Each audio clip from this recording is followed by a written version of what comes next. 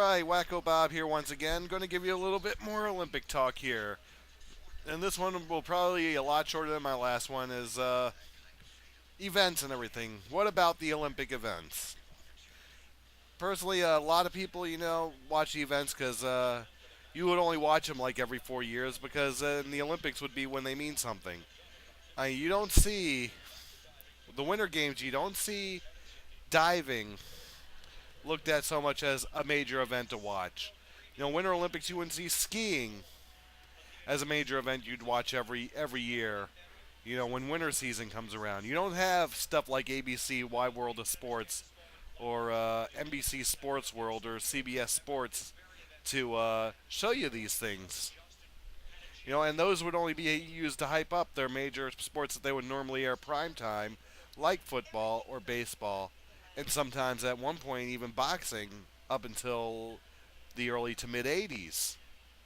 However, I got to admit, the synchronized diving's going on. That's a joke. I mean, again, it's another one of those deals where Chinese is going to win, and I don't want to insult or degrade something that does take a lot of talent and a lot of technique. And everyone that does that is a talent in their own right. But I mean, synchronized diving, who cares? I mean, they're wanting to add more events now. I think they're doing this because the Winter Olympics are trying to, because there's not so many events as there are in the Summer Games, as there are in the Winter Games. But how about games we could get into? Like, why isn't some of the games are such nonsense? How about airing and having events on TV that I would get into? How about a seed spitting contest for the Olympics? I like to see someone see how far they can spit a watermelon seed just for a gold medal. Come on now.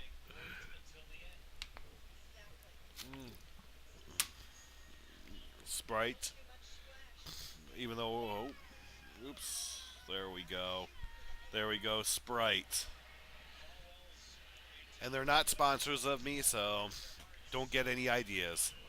Anyways, I'm going to go here and ask you guys, what events do you mainly get into? What events are nonsense? And should a seed spitting contest be a major Olympic event? Because that's one I would definitely get myself into. All right, guys, thank you very much. And you YouTubers, don't forget the Wacko Weekly every Saturdays at 2 p.m. Eastern Standard Time, 11 a.m. Pacific Time. You all know the drill. And all my people all who listen to the Wacko Weekly all over the world, whether in the United Kingdom and Australia, and even in Italy, Canada, keep on listening. A lot of good things are coming up on the Wacko Weekly. So come back soon, and I'll talk to you guys then. And I can't wait for Ariel, as she'll be making her hosting debuts as well.